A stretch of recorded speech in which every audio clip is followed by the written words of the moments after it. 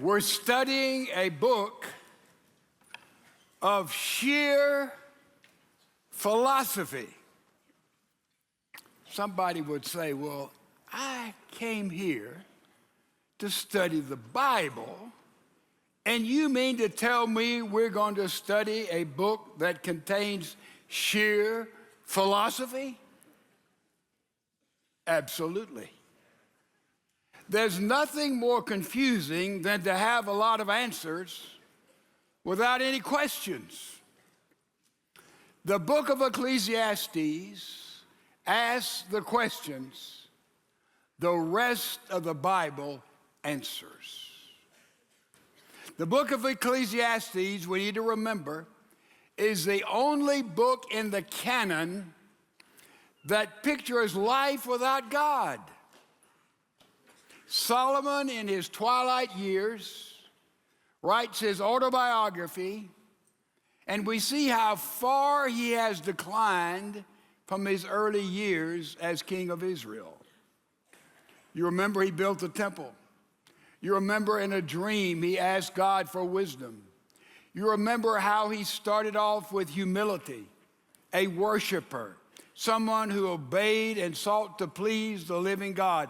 But something happened to him. So he writes at the end of life this thing about philosophy. And he tells us the thesis of the book with two giant parentheses. Chapter 1 of Ecclesiastes, verse 2, he says about life, vanity of vanity, all is vanity. That's really a poor translation. It should say meaninglessness and meaninglessnesses. All is meaningless. When you see a singular attached to a plural, you have a superlative. In other words, Lord of Lords would say there's no Lord above this Lord. Servant of servants, you have no servant superior to this servant. Holy of holies, there's no place more holy than this place. And here we have meaninglessness and meaninglessnesses.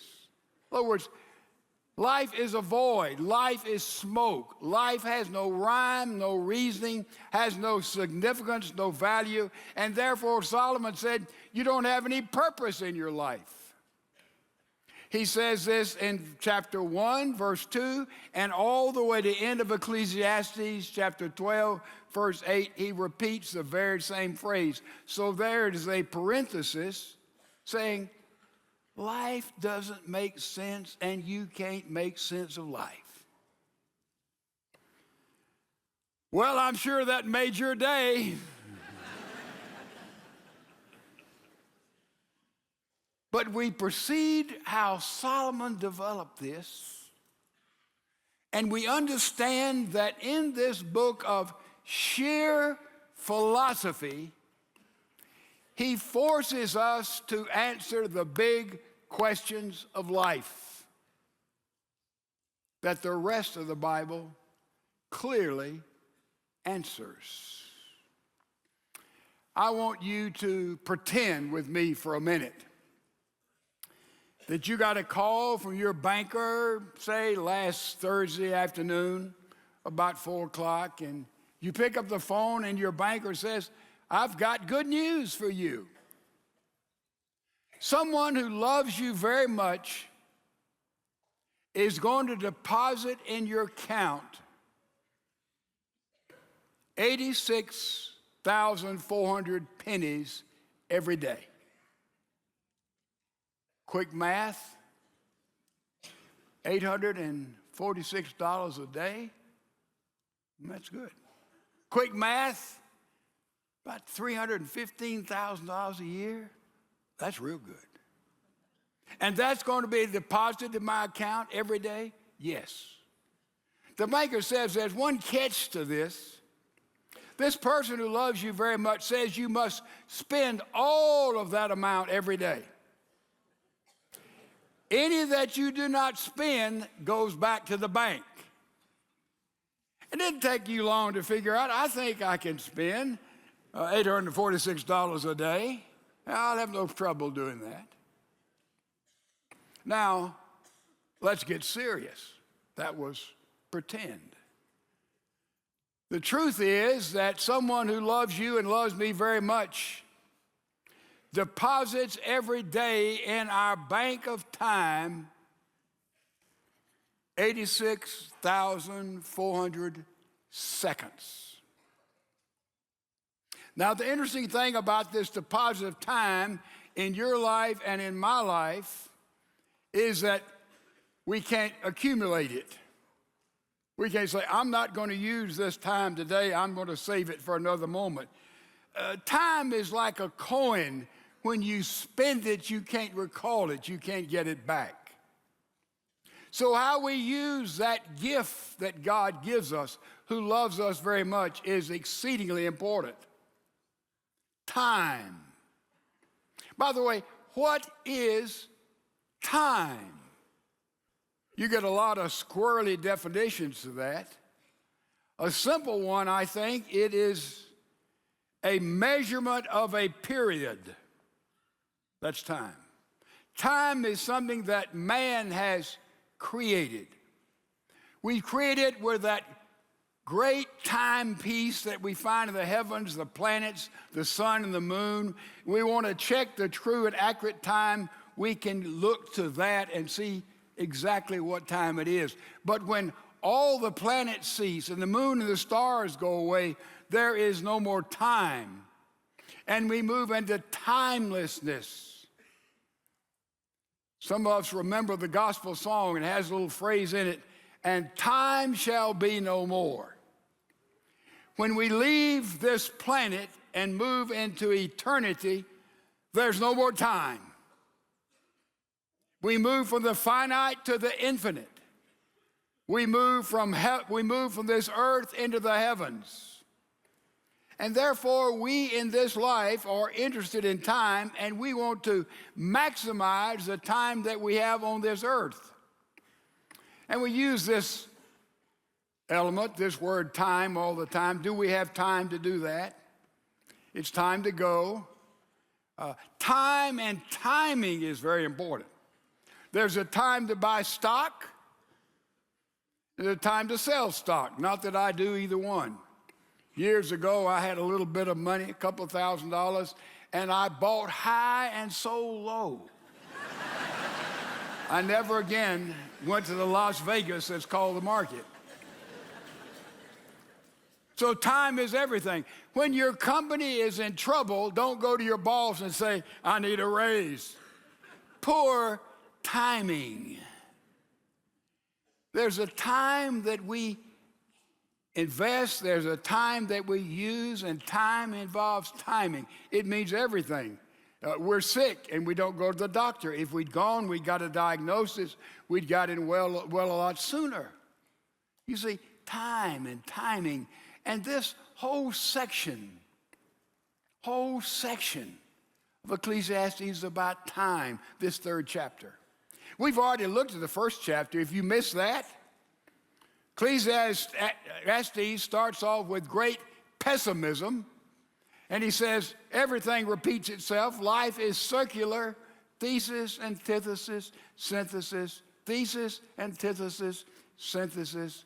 Everything just repeats itself. And in chapter 2, Solomon says, well, time and life is meaninglessness. It has no meaning. But, he says, I've tried everything. How many people who've ever lived could stand up and say, I've tried everything you can try to make sense out of life?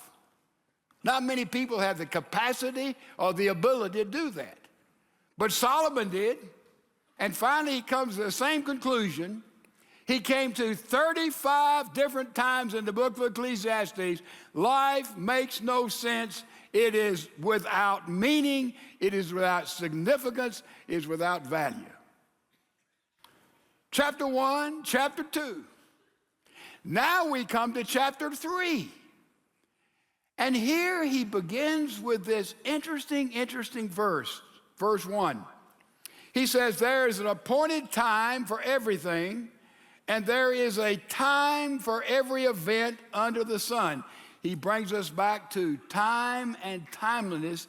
And then through verse 8, he gives us a philosophy of time, T-I-M-E. Now understand something. Solomon is looking at this world from a flat land perspective. He's looking at this world only under the sun. He's looking at this world only in the sense what you could see and feel and touch and understand. He's looking at a flat world. In his survey, he doesn't look above the sun. Ladies and gentlemen, live out your life under the sun with no sense of a transcendent God, and I'll tell you, you'll come up sooner or later, according to capacity, to the same conclusion that Solomon had. There's no meaning. There's no value. It doesn't last. You're just a pebble on the seashore of history. But then he gives us the verses that we all remember. And he has these 14 couplets of contrast. Time to be born, a time to die, a time to speak, a time to be silent. Boy, I wish I knew when to speak and when to be silent. But there's all these seasons, and he takes us through these 14 different couplets. The first 4, if you look at them, they deal with the body. The next 4 deal with the soul. The last 6 deal with the spirit. Listen to them. It's a philosophy of time. He said there's a time to give birth, a time to die, a time to plant, a time to uproot what is planted, a time to kill, a time to heal, a time to tear down, a time to build up, a time to weep and a time to laugh, a time to mourn and a time to dance, a time to throw stones and a time to gather stones, a time to embrace and a time to shun embracing, a time to search and a time to give up as lost, a time to keep and a time to throw away, a time to tear apart and a time to sew together, a time to be silent, a time to speak, a time to love and a time to hate, a time for war and a time for peace. We're familiar with those words. That's the most familiar passage in all of the book of Ecclesiastes, and he's saying how important it is time and timing. And even now, Solomon begins to get some sense. Look what he says in verse 11. He says, he's talking about God now. He has made everything beautiful in its time. He's also set eternity in their heart. Verse 12, he says, I know that there's nothing better for us to do than to rejoice. In verse 13, he says, it is a gift of God. Verse 14, he says, fear him. That means to worship him. So now, Solomon, who's been so pessimistic, sort of looks a little bit about God, and it's not a clear understanding of God. Somehow he had compromised everything. He had sort of a God that was a hybrid God, not Jehovah, not Yahweh, not Elohim. He had lost that. How did he lose it? I think all the women he married. Oh, yeah. Because they brought their pagan religions into the land. They built altars on top of all those hills, and Solomon, in order to keep them happy, would go up and worship them, all the gods and goddesses, and therefore he gradually moved away from genuinely worshiping the true and living God. That's when somebody says, well, at least they worship Allah, God. No, Allah is a million miles from the God we know in Jesus Christ. Make no mistake about it. And that's exactly what these gods are, even with Solomon. He just went away. He moved away, not consciously or rationally. When I was a freshman, University of Alabama, my first Sunday, I went to Sunday school in church as a freshman. I'd done it all my life. That's what I did. The next Sunday, I was tired, had a hard week, and I just went to church. The next Sunday, I went to church, but I got there late, just in time for them singing the invitational hymn, Just As I Am. Next Sunday, I didn't go. Next Sunday I didn't go. The third Sunday I felt guilty and I went just to church. And then I just quit going to church. That's where it happens, isn't it? Just sort of gradually we move out, we move away. And that's what happened to Solomon. He picked up all these other gods and goddesses, began to worship, try to please all these wives to keep international relations intact. All of a sudden, he'd wandered away from the true and living God. But now he sees life is without meaning, but there is a little hope because a semblance of the true God just kind of reaches down for heaven. And he said, I want you to know, even though life's without meaning, boy, there's beauty in life. And I want you to know that life is a gift of God. And I want you to know we are to fear him, and that means we are to worship him. Remember, human beings are the only animals that worship God. I love my dog Winston, but food, affection, and play, that's as far as he goes. He has no semblance of worship. He has no semblance of death. He just food, play, affection, that's it. You see, we are distinctive as human beings. We're made in the image of God, and somehow Solomon had lost and blurred that image out, but he has little glimpses here of a life that has meaning until finally, and he shares all this with us. You can look at it. He talks about, I know. You see it, verse 13, I know. Verse 14, I know. Verse 10, he says, I have seen.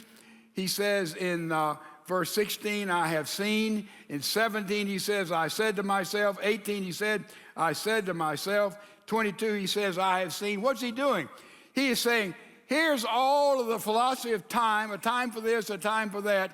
And he says, that's the sovereignty of God. In other words, this is how God operates life in this world under the sun. But then he has little glimpses that God's a part of this. Everything's beautiful in its own way. And then that tremendous verse, God has planted eternity in our hearts. Everybody here, whoever you are, God has planted eternity in your heart. And Solomon sees that. Until finally he comes to the end of the chapter and he asks a question, and it's such an important question. He says, the last phrase, he said, I have seen that nothing is better than that man should be happy in his activities, for that is his lot. Here's the question, for who will bring him to see what will occur after him? In other words, after all is said and done and we leave this life, who knows what will happen after that? Big question, is it not, ladies and gentlemen? Big, big question. Zach Parrish, brought up in our church, tremendous teenager. His parents sold out to Christ, finished school, went to college, got married, had 2 little girls. Was a banker in Denver, Colorado. Didn't like banking. He felt he was called to make a difference in law enforcement. He went and trained and became a policeman on the staff of the police department there in Denver, Colorado.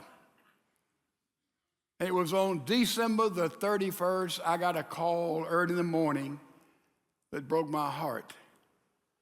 Zach had been killed while investigating what was supposedly a domestic violence call with his team of policemen, but it was a setup. They were ambushed. The call came in through tears that my tears were added to it, that Zach had been killed. I talked to his mother and dad as they were driving up there. They were devastated. They had his funeral, which was put online all across America. You probably read it in the newspaper about it. It went online around the world. In that funeral, they gave a clear witness of what a tremendous Christian this young police officer was. What a dynamic life. And they explained how the gospel says to be absent from the body here is to be present with the Lord there. And it came through tears, a celebration, and a presentation of the gospel. Present in that funeral service was an atheist who had a room above the little apartment where Zach had been killed. And he said, as an atheist, I went just sort of out of respect. And he said, but in that service, I understood, he said, for the first time that there is a God, that he loves us, that his son died so I may be forgiven and have new life. And he became a glorious born-again Christian in a memorial service for Zach. More than that, his mother, who is on my team, his mother and dad said they've received hundreds of all kind emails, correspondence from people all over America and all around the world that observed that funeral and said they understood what it meant to really live for Jesus Christ. So they said, you know, this is their words. Jesus Christ gave his only son. Everybody thought the devil had won, evil had conquered on the cross. But he took the cross and evil and turned it into the power for salvation for the world, but it cost him his only son. And they said, this has cost us our only son, Zach. And it was done absolutely by evil people with evil intentions. But he said, if that's what it takes for these dozens, hundreds to come to know Jesus Christ, I understand it. That's from his parents. Now, I want you to notice something. The 11th verse in this chapter talks about what has will be again.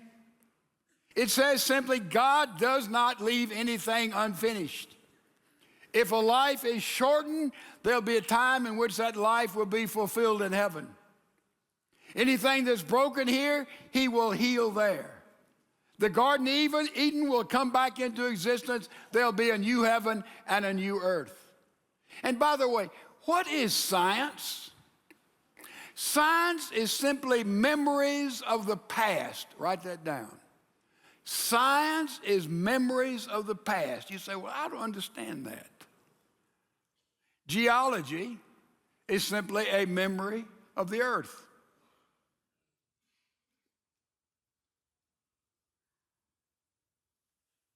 Astronomy is simply a memory of the universe. History is simply a memory of the human race. Everything that ever has taken place is written down on heaven, on earth, in the mind and heart of God, and it will all be restored fully and completely in that day when God comes and revisits this earth in the second coming of Jesus Christ. God doesn't have any unfinished symphonies. He doesn't have anything that started and didn't see it all the way into completion. He completes all of this. And I'll tell you, the brevity of Zach's life will be totally completed, and it'll all go. And the moral here is we use our platform because whatever happens, let's answer this question.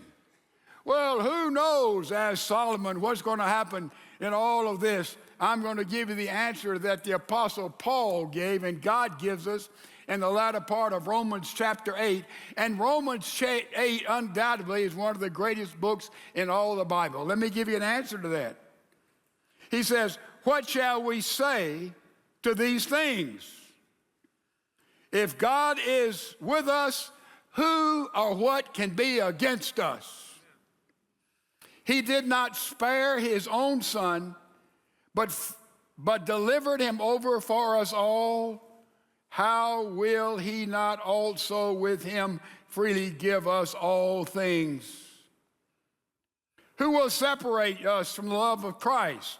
That's the question he asked. Will tribulation? No. Distress? Persecution? Famine? Nakedness? Peril or sword? Just as it's written, for your sake we're being put to death all day long. We were considered as sheep to be slaughtered, but all these things we overcame overwhelmingly conquered through him who loved us. For I am convinced that neither death, nor life, nor angels, nor principalities, nor things present, nor things to come, nor powers, nor height, nor depth, nor any other created thing will be able to separate us from the love of God which is in Christ Jesus our Lord.